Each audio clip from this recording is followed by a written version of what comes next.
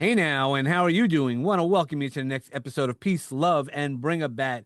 Today, we're going to bring on my friend Melissa, man. We're going to talk about perfection or the theory of perfection, how it might be an illusion or it might not be. Let's go start. How are you doing today, Melissa? I am good. Thank you for having me. All right, yeah, I'm looking forward to this episode. So, why don't you just first introduce yourself and then we can get started a little bit. Sure, just a quick thing about me is I'm born and raised in Oklahoma. I've been here my whole life. I'm a therapist. I have a couple of podcasts myself. I do speaking engagements. I create workbooks. Really, I mean, the shortest way to kind of summarize me is I lived through an incredibly traumatic childhood and got to adulthood, thought that it really hadn't had an impact on me, Mm, and then was, faced with a very stark realization that it had when I reached a real mental health crisis a few years ago. And just kind of in my desperation to live through that, I found healing for myself and quit my job, started a podcast, started a private practice, and have been helping myself and others for the last few years. that's awesome. Well, not awesome about the trauma, but it's because of a lot of our past is who became how we shifted ourselves. And Hmm. could you just explain? Because that's part of the goal of the podcast is to hear about some of the trauma, whatever you're willing to share, but then also to give us the resources. That's how I started this. When I started in 2021, was I was just right after a suicide attempt, and I was like, Okay. so. I was like, I found my resources. I knew my resources, but I wasn't using them. And Right. now I use them regularly. Like they're my non-negotiables when we talk about Hmm. non-negotiables. But I want to hear about you. So could you share what? Yeah. Yes. So, okay, even before the like real part of that mental health crisis, I wasn't doing well, and I was trying really hard to just feel better. And one of the things I did is I took a quiz literally called "Are You Emotionally Unavailable?" because I, not for any other reason other than like I am perpetually addicted to the internet and will take a quiz if it's presented. Like I can tell you which Anatomy character I am based off a quiz. You know what I mean? And so I took this quiz and it said I was in fact emotionally unavailable, which was really surprising to me because I've never had a problem trauma dumping. Like I can Mm, tell you every last thing that ever happened in childhood. So then I like really joined this like mission to figure out, well, then what is being emotionally available? Like, what does that mean? How am I not? What should I do differently? Then the mental health crisis happened.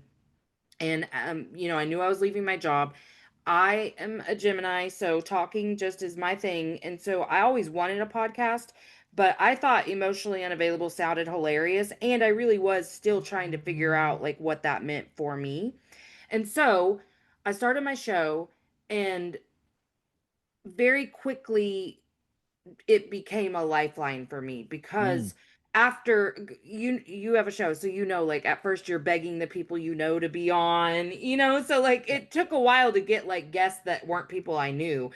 But once I did, I was learning so much more, and Mm, like learning how to be vulnerable in real time. And I met a guest that just like changed my life, that just gave me information that made so much sense to me, finally tools to integrate all of the things that I had been hearing through self-help for all these years, but not really knowing what to do with it. Like, how does that make it so I'm not like a raging lunatic or so like profoundly depressed? Like, what are these tools? How do I use them in my everyday life, kind of thing? And so really the show has, the way it's evolved is truly, it's still me being very vulnerable in real time. Um but also me and the audience getting new tools all the time, sure. or just that connection that you make with someone else, how like sharing yourself with someone else and feeling that really just soul level connection really does sustain you as a human, because we are meant for connection. So I think ultimately that's my top ranked goal, is that connection. So that's why like it's really important to me that the right people come on, because if they're just interested in promoting a program or something and they're not really interested in connecting with me as a human, it's not a valuable experience for me. But my hope is that I and the audience at the same time, we're all feeling that connection, we're feeling seen, we're feeling heard, and getting new tools to add to our toolbox, or even just a different way to look at the toolbox, you know? Yeah, and most people don't even know that they have a toolbox because they don't recognize it. I mean, again, when I mentioned about the suicide attempt, I knew all the tools, right? So I knew all the tools. I just never went to the toolbox. I never tried. Right. I knew it already, right? And there's so many people, I know it. I know, but Yes. there's Yes. so much difference between knowing and doing. And that's the real thing. And that was why I started the podcast years ago, is I wanted people to know, one, that I was going to go out there. When I did my TEDx talk, it was the first time I spoke publicly about my suicide attempt. And, Mm. it looks like it looks it. That morning I woke up, I was ready, and then I was like, man, but once you say it, you can't take it back because it's TEDx, right? I Yes. could say it back to you if I said something wrong. I could be like, "Oh, Melissa, I'm sorry," but one on one, yes. But Once once I it's put out it there, out once it's there, I on can't. podcasts, but I Yeah. was told I needed to tell my story, and that's where I knew it doesn't matter. And that's why, you look at the keyboard warriors I talk about all the time, didn't like my TEDx talk, but the thing I called about the talk, it was all right. I could do much better now. But the other part is I spoke to 8 people who are planning their own suicide. And I was able to get them to people like you, a therapist. I Right. don't play as therapist on TV. So I know my way. I've been trained in a lot of ways, but I'm not a licensed therapist, so I don't try to play that game. But there's so much more that goes into it, and I was there for them. You hold that space for them until we able to Absolutely. do that, and then there were That family. connection. That's Yeah, what you're really uh, speaking and to that's what right I now love is the about it connection. is the ways that I got through my depression and things like that might not be for you. I mean, again, after my suicide attempt, they gave you medicine, right? And that's the first thing they rush you to do. And I'm like, no, we're gonna get off. No, no, no, Hmm. no, no. I'm like, yeah, we are. And I eventually weaned myself off. I didn't even really get on because I was like, I was feeling, for me, I was feeling a little, loopy. And I was like, no, man, I need to feel what I have to feel because then that's gonna heal me. You're And exactly right. and again, that's for me. I'm not against medication. I worked for a pharmaceutical company for many years, Yeah. so there's definitely advantages for it. But we have to know our resources and dive into them because what happens when the medicine runs out? What happens when you need more? When other things are going on? I want as little medication. Even recently with my heart situation, I was like, when do I get off the medication? Not that I Yeah. want to I take mean, care. I do think like we some of us have a preconceived notion about any medication, like you're saying, even the like medical condition medications, because I mean, the truth is, it can oftentimes make you feel like you're quote unquote dependent, Mhm. or it really hits to some prior programming, I think. I'm a whatever feels right for you kind of person. Like I would never want to discourage someone from taking medicine if that's what they Right. feel is Of right for course. them. Correct. I was the same. I had a fear of medicine. I had a fear of being lifelong, like needing to use it for the rest of my life. And I also, because I have a background working, this is the dumbest thing, I swear, but I have to like I speak my truth, but this was literally what I was afraid of. I used to work in hospice like for a lot of years, and Mm. so I've seen a lot of medical conditions, right? Now, I'm not saying that medicine caused any of the conditions that I saw, but I have seen what like dying of liver failure looks like, kidney failure, whatever. And I just had this, I was a ruminator and I could not let go of this intrusive thought. It was like the Mucinex germ guy. I would envision him hammering my liver if I were to even consider taking medicine like that. And it was the most bizarre thing because listen, I'm actually I love Western medicine. I will pop an ibuprofen faster than anything, but like knowing it was going to be long-term use of something, it just really freaked me out. I think it was more because it was new, there it was scary, like even getting help. would have sound it was probably just to keep me from being vulnerable with someone enough to tell them like I am really struggling. But yeah, I mean, I was afraid of it. And I Yeah. also didn't see a therapist because I was like, truly, what do they know that I don't know? There, you know what? There was a lot Right. I didn't know, first of Right. all, Right. and they We know a don't know. lot more sometimes. I was resistant on therapy as well, and and really, even with the medication, yes, right now I need it. I said I'm not non-negotiable because the heart condition became, just rather soon. I go, but if there's a way for me to work myself off, if there's not, I'll take the Right, medication. right. It's like, even when they were talking to me about, this has to be at, 5 o'clock, this has to be, I'm like, okay, tell me why it has to be at 5 o'clock. Well, that's that was the funniest thing in the hospital. They were like, "But that's what time we give it to you." I'm like, "No, no, no. But when I'm home, are you coming to my house to give it to me?" The same thing. Tell me why I need something. I don't mind doing it. Like again, I knew that a lot of the condition that I had was poor eating. For me, I was able to convert. I was like, okay, it's done. They thought Right. when I was telling the doctors, they thought I was like ignoring them. I was like, no, it's done. They're like, Yeah. change your diet. Yeah, done. Like, Okay. yeah, yeah. Once you're playing with my heart, it's not again. You're like, I don't want to die. Right. Interestingly enough, I used to want to die, but now that I'm Yeah, presented yeah. with it, I really Right. don't. Ironically, when I didn't know I had a heart condition, but yeah, and that's one of the things that we learn. The further we dive into ourselves is that's really what comes in is diving into ourselves. I mean, I say this all the time. The monsters in our head are much worse than the monsters under our beds. All the Hmm. things that we make up, and they generally don't come to fruition. And and I know this is part of where you work and all these things because you've overcome. Anytime somebody who's overcome a trauma or something that you didn't think you could get up from. I mean, that's what we talk here about those phoenix moments, those moments Yeah, where you can't get up. And I just remind people in those phoenix moments, the phoenix never dies.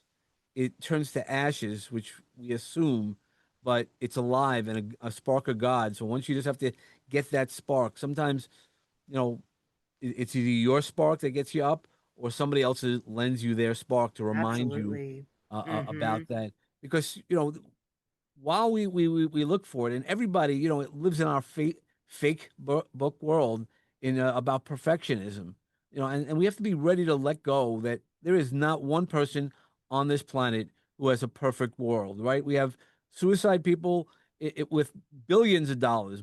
Money doesn't make you that, and you have some of the happiest people who have nothing and have Right. really experienced traumas on levels that we couldn't even begin to imagine. Hmm.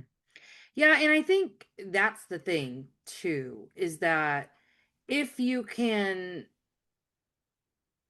quit assuming that anything, literally anything, needs to look some prescribed way. Like we are programmed from the time we enter this place to believe certain things about our experiences. And I think that's where perfectionism really messed me up was, oh, well, this is how it's supposed to look because media said that, or my grandma said that, or my teachers said that. And even your phoenix moments aren't going to look the way they do on the movies. Like those scripts are written in a very specific formula. And I know that it sounds silly to say it this way, but truly, if you haven't lived through something yourself, you are going to refer back to what you've seen in the movies or read in the books for some sort of reference point. And guess what? It's just, it doesn't go that way. Like a phoenix moment isn't going to be all of a sudden this phoenix, you know,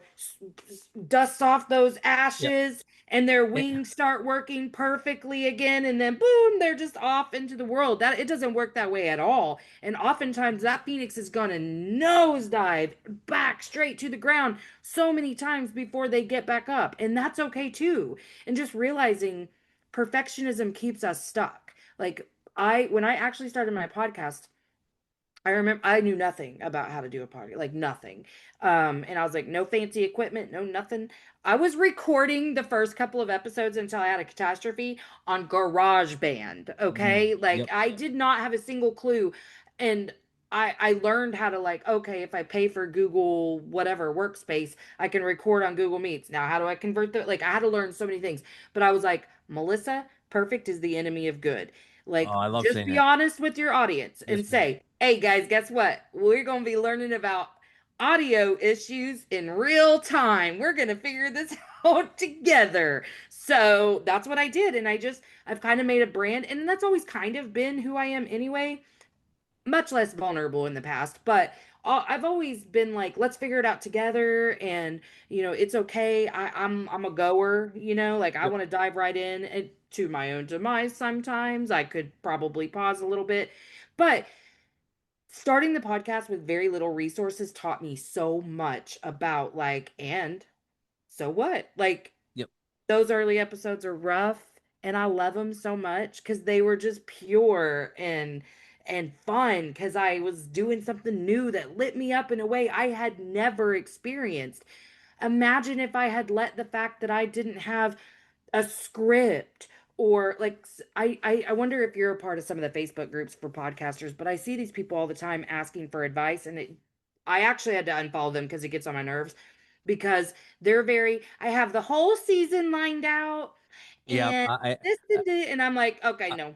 Yeah, I know. Like at the beginning, when I was uncomfortable, I remember sending out questionnaires. What do I do? Yes. I don't know Yes. Melissa, and and like now when I get questions, they're like, "Well, what are we going to talk about?" I don't know you.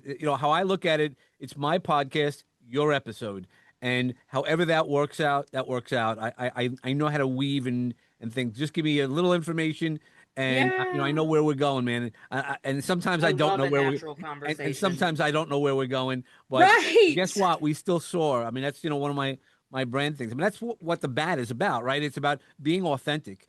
Showing Yes. up. I've never been one of those guys who looks sharp, and it's always like something. Wearing a suit, I can look good, but there's always something out of place. That my I don't look right. It's okay. That's why my mullet. Right. I walk around in a mullet and everybody's making fun of me, but I'm like, hey, what are you doing? I don't care. It's my hair. I know who I am with Exactly. everything, and that's the most important part. Is as you share your journey, your personal journey, and you work through stuff.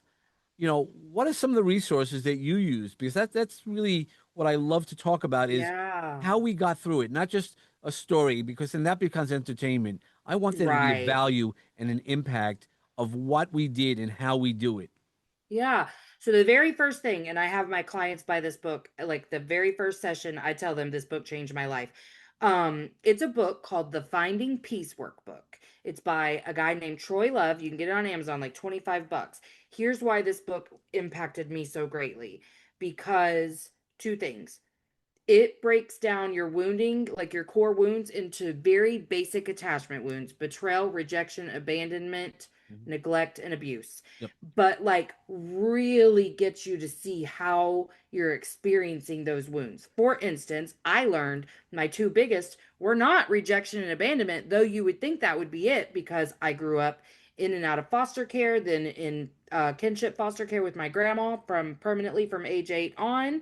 My grandpa was with her until sixth grade, left us because he didn't want to be raising kids.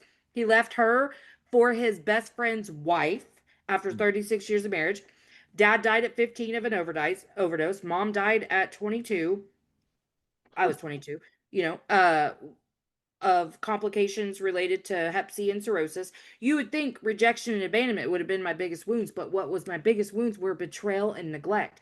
And now I know exactly what that looks like when it's coming up. And that's not to say I don't still experience that wounding every single day. I do. Every day something hits me there and I go, ooh, I felt neglected for a second. That hit me in that neglect space. Ooh, it hit me in that betrayal space. But what I learned is there's a huge difference between the way I victimized myself by being like, you betrayed me, versus, ooh, I'm feeling betrayed. And just learning how Correct. to look at those Yeah. experiences from that perspective. That was very helpful to me. And also, he breaks shame, all the shamey noise. Like Hmm. some people refer to this as your inner critic. Yep. He breaks it down into different archetypes, and that was what I needed, because I one of the reasons that I wanted to die so badly, I believed I was crazy. I believed I had gotten to the point where I had lost my sanity because the voices in my head that all sounded like me were arguing with one another Yep. all the time. It was 24 hours a day, 7 to anytime I was awake. And I remember, because I did make a plan to end my life, I just didn't follow through with it.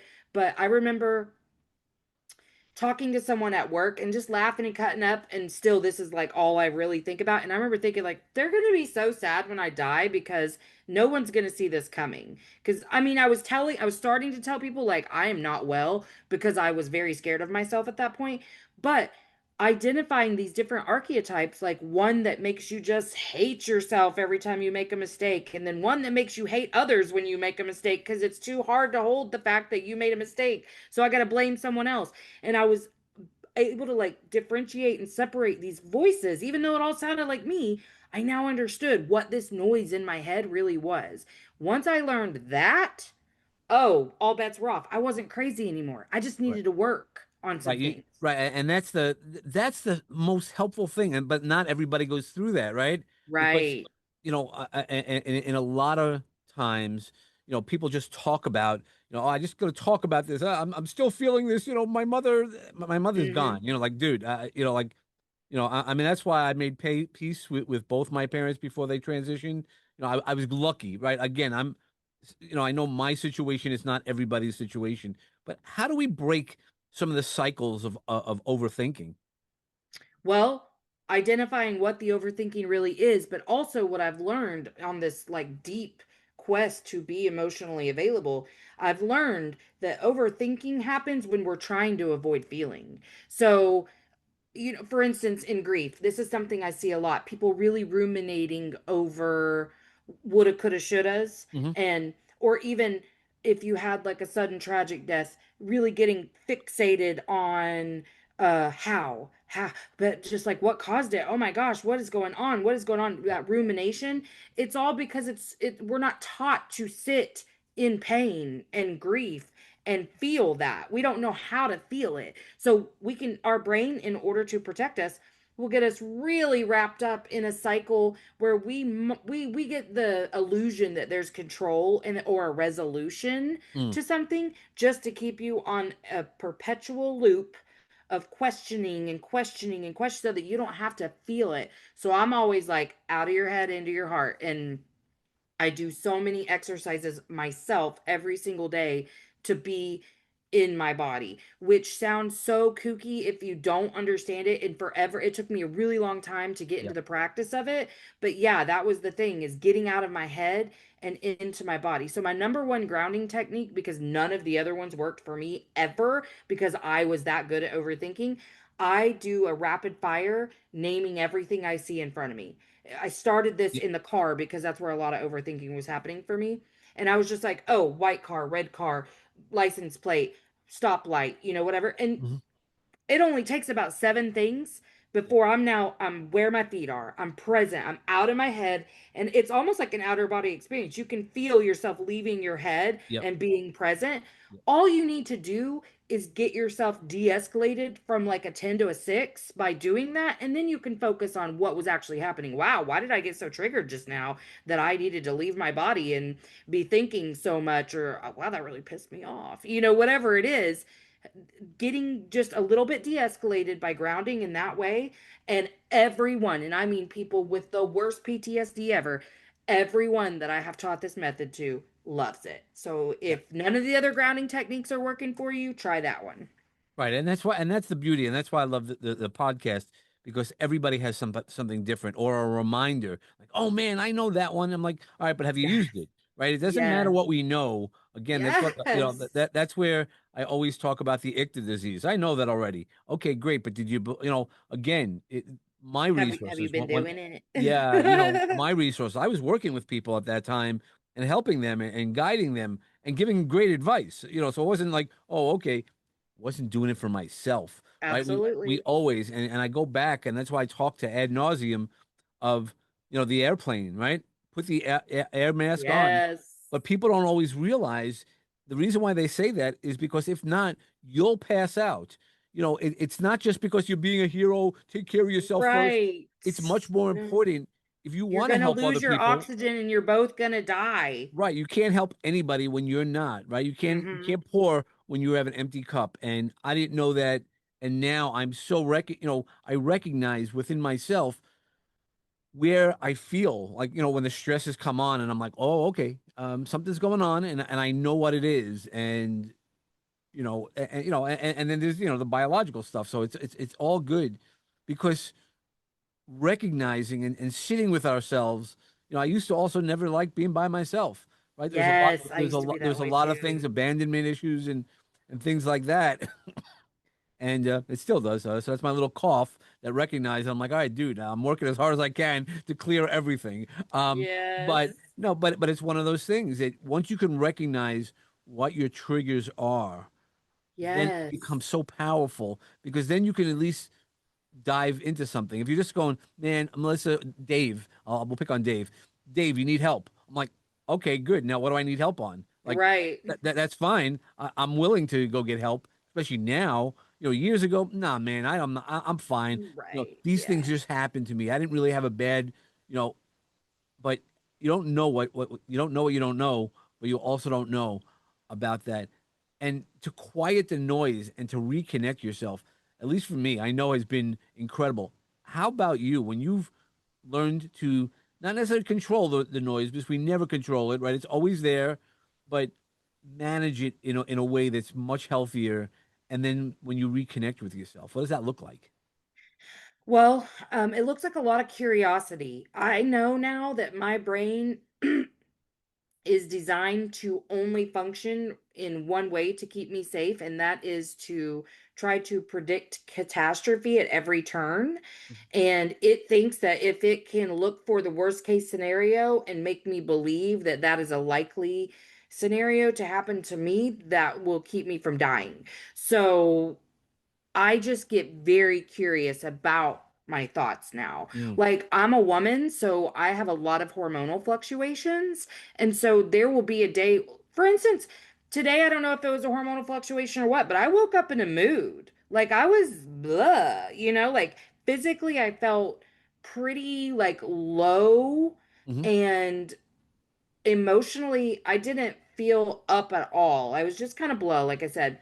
But I didn't give that any attention. I mean, if it had gotten like to where I was now having thoughts associated with it too, like, ugh, you know, this is such a bad day or anything like that, then I would have given it attention. But I was just like, I just noticed it and acknowledged it and was like, wow, I'm not feeling the greatest today. That's weird. Okay. But I'm just very curious about what I'm thinking, what I'm feeling, and then reconnecting to myself has been quite the experience Mm. because I have learned my body is my best communicator. And I just didn't even know how many sensations were happening within me all the time before because I was like the classic overthinker. So I had no, like, now I'm so connected to myself and others that if like you tell me something, I'm like, ooh, I can feel how that would be. And now my stomach's gonna hurt right along with you. Like, I'm like, oh, I feel the betrayal when you tell me that. Oh, like, I just know what all these sensations are now because that's truly the way I've connected with myself is spending time with those sensations. So, like, if there's an audience member who this is their first time tuning in and they don't know what sitting with your body means or listening to your body, for me personally, I just spend a lot of time noticing. Like, what do I feel any sensations? Is it tingly? Is it like I have a lot of like chest tightness when that's how stress really impacts me Oh, is I'll okay, be yeah. like, oh, my chest is tight. My neck and shoulders. Is my jaw clenched? So Hmm. I do a lot of noticing. And for me, it's just become my best communicator, like I said. And I will feel things before I'm even aware that I'm like experiencing something because my body's communicating it to me. And I'm like, oh, it needs attention. What's going on? Oh, wow, that was impacting me a lot more than I realized. What do I need? And I kind of have just like a menu list of if this, then this is what I'm gonna do to take care of myself. And it all happens so naturally now, whereas, for the first, like for real 2 years, because I've only been out this, it was 2 years in April. So 2 years and 3 months. For the first almost 2 years, it wasn't all that natural. It was a step-by-step process. Yep. First, I had to be aware, then I had to analyze, then I had to blah, blah, blah. And now I can go straight to my body anytime I want because I recognize the signs that I'm not tending to myself the way I need to. Yeah, 100%. I mean, there's the old saying, anything you want to be good at, you have to be prepared to be bad at it first, right? You have to Yes, recognize that yes. typing, writing, anything that you do, really, you have to be prepared, and it's learning new things. And then this things, right? Our fight or flight response system. One of the things that I teach is about havening. It's a psychosensory touch modality which helps. Um, and at the beginning, what was I great at it? No, I didn't No. know, and now I could do it in, where people, they all want mental wellness, but they don't want to always work at it because it's scary. It's real scary Yes, stuff. it is scary. Yeah. Yeah, Well, we are biologically created to avoid emotion. Like right, that is not normal or natural for us to be in touch with our emotions. And if you think that you are, but you haven't done a lot of this work, you're not. I thought I was. I thought I was so in touch. I was so out of touch. It was unbelievable. But I think too, the big lesson that I really took away is it doesn't matter how many tools I have, doesn't matter how many more things I learn, doesn't matter how much I practice. I'm still going to need the tools. Like you never get to a place where you don't need these things because it stops happening. I'm going to get triggered all the time for the rest of my life.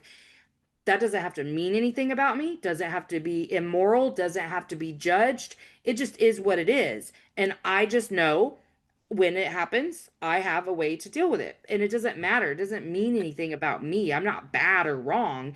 And that's something that I really see with clients is they start feeling really good and then they start judging their healing because they're like, well, that thing happened again. It's going to happen again. Like yeah, for the rest of right, your life, it's going to happen again. You just have a right. better way of dealing with it. Correct, and that's exactly what I was just going to say. Is that it's the better way of dealing with it, right? You don't go back like, at the beginning. Once one person once said, "Well, you have to stop becoming a phoenix." I'm like, no, it's Right. actually, because you don't want to be in the ashes all the time. I'm like, well, you don't want to be in that pain, that same ashes that I've experienced before, but I don't.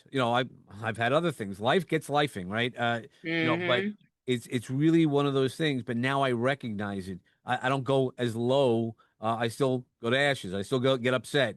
It's not one of those things that now I'm Zen. I mean, again, there was one time I got it. Yes. I got into an argument. They're like, "Man, you always talk about peace and love, but now I told somebody to, Yes. go F themselves." And I'm like, yes, when I need to bring a bat, when I need to be Yes. setting those boundaries, that's what I'm talking about with the boundaries, with the balance and things like that. Now, that was an extreme case, but you Sure. know, there's a time that you need to put your foot down and do things. So, Yeah, but you're not going to be perfect ever. and Sometimes you're going to lose it when it wasn't called for and you're going to have to repair. And that's okay too. Learning to love yourself in spite of being this imperfect human being is the most beautiful gift you can give yourself. Like, I don't believe accountability anymore means I need to crucify myself and right, tell myself how bad I was for making this mistake. I literally just evaluate and I say, how do I feel now that that's over? I don't feel great about it. So, what would I do differently next time so that I don't feel this way about how that went? Because inherently, we are good. We are good at our very core. And so, if we tune in to what our higher self or intuition, whatever you want to call it, is leading us to be, which is good. Like we love, we care, we have empathy at our core. If you tune into that, nobody wants to hurt other people. So I don't need to hurt myself when I do make mistakes. So I just tune in and I go, okay, yeah, I don't necessarily like the way that went. I'd feel better next time if it ended this way. That that does not mean I'm going to do it correctly the next time either. It sure does not. right. But I'm accountable to it and I will make repair when necessary. I'm not afraid to say I'm sorry, I messed up. Well, that's the human part, right? We have to always remember that we're human. So we're gonna Hmm. make mistakes, no Yeah. matter what. Oh man, I did this a million times and you dropped it, right? Spill it. How many people still as an adult might spill water or any other drink, right? Just fact, right? I know the other day, I was in the home, it was home alone, so it wasn't even I could blame anybody on it, right? Yes. I'm gonna have dinner and I go to pour the water, right? And I go, oh man, I just poured it too quickly. The cup went over, and I'm looking around for somebody to yell at, Yes. other than me. But of course, it was my fault, It and was you. Yeah.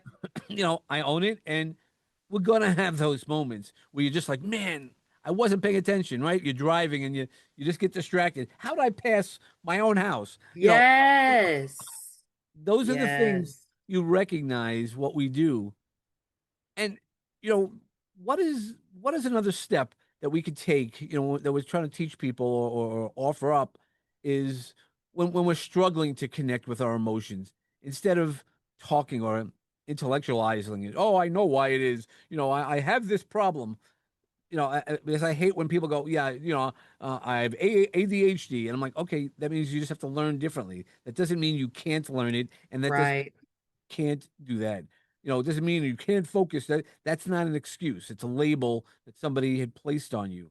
So what's one small step that we can kind of use to overcome some of the labels or the things we tell ourselves?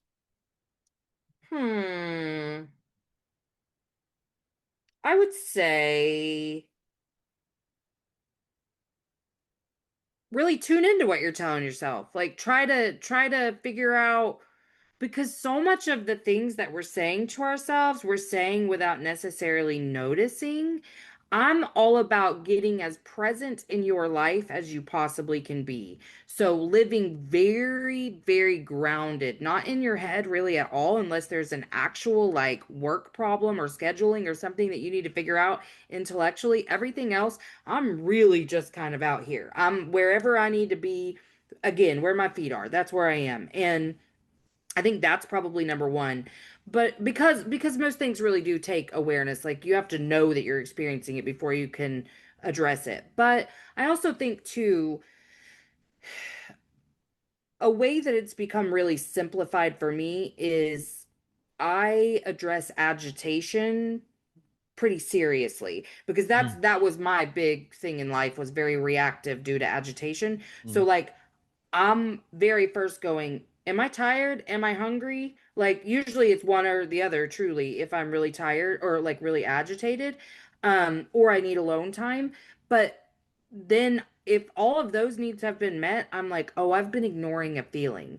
So I will literally just like go get in the shower where it's, alone and quiet, and just try to focus on my body. Like literally again listening for sensations. If I need to cry, it's kind of going to do it for me. I don't even have to, because I'm asking it like, what do you need? Are you okay? Why? Cuz I'm not agitated for no reason. So I think doing things like that, or like if somebody hurts your feelings, stopping right then, instead of fighting with them in your head or even out loud, stopping right then and literally just like putting your hand on your heart or your tummy and being like, that hurt my feelings, just sitting with it for just a second, really feel that. I Mm. think that's the thing that I was bypassing all of those years, and even the thing I still struggle with the most is to stop, feel that sensation, because you're going to feel a bodily function kind of happening at the exact same time. Emotions are energy in motion. Yep. So they're literally, it's not just some arbitrary feeling, it is something happening within your body. Let your body communicate. You'll start to notice certain things hit you certain places. My stomach and my chest take a lot of the brunt of the energy that I Mhm. experience in relation to other people.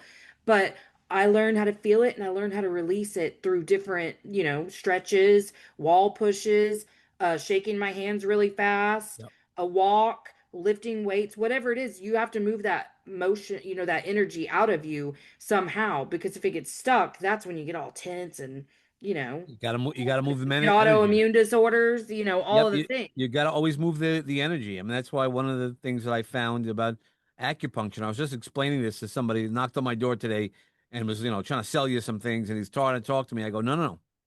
This is, what you got to do. You got to move your energy, and um, when we move our energy, because it's usually a blockage, not all, Yes, and we don't recognize it. Again, all these things I would have never believed. I would have been like, come on, what are you talking about? exactly. It But sounds so but woo woo. Yeah. yeah, but when you start recognize it, where that lands in you, and where I know my stress is my neck. I'm always, and you're always going through Yes. something, but that just doesn't mean, Yes. and that's why maintenance is so important. What are some ways that we can hold ourselves accountable while we're practicing self compassion and finding out what works for us? I think the number one way to hold yourself accountable is to watch the way you speak to yourself. Like Mm, that's first and foremost.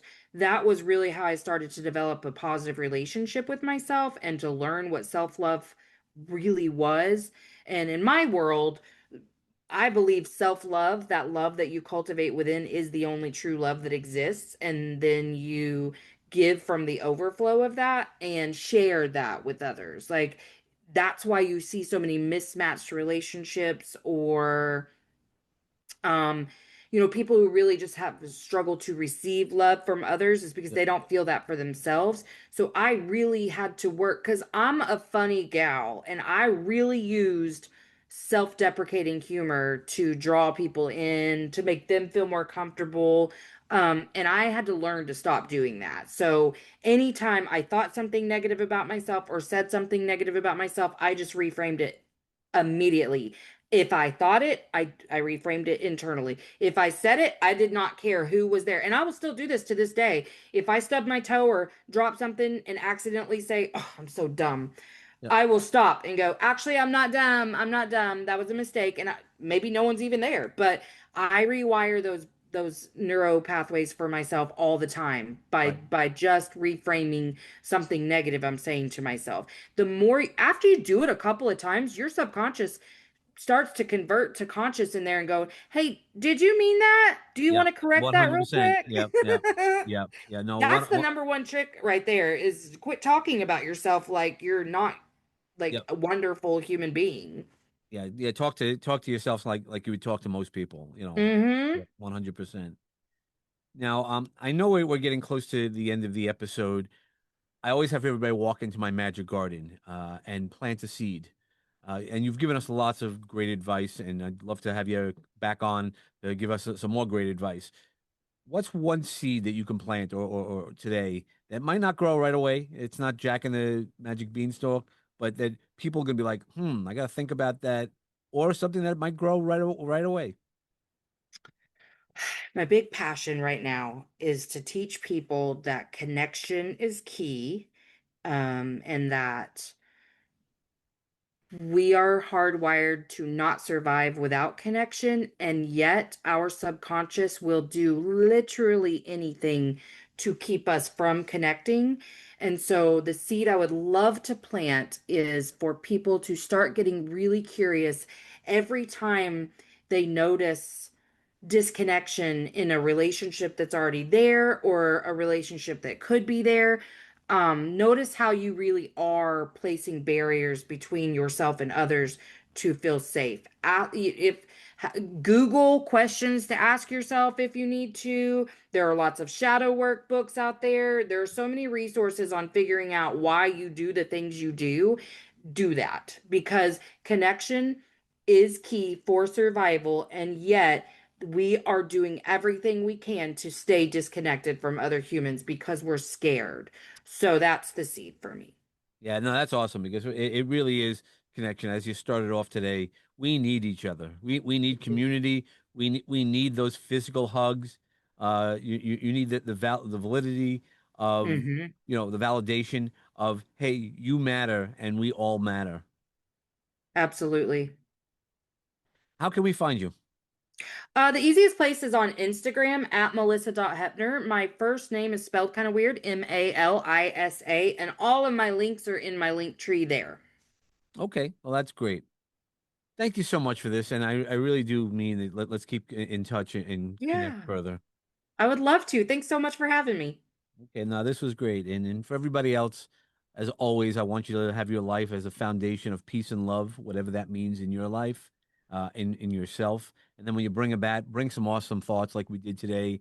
Be authentic. We also talked about that today, right? Be authentic today. Be present and hit your sweet spot. Thank you so much.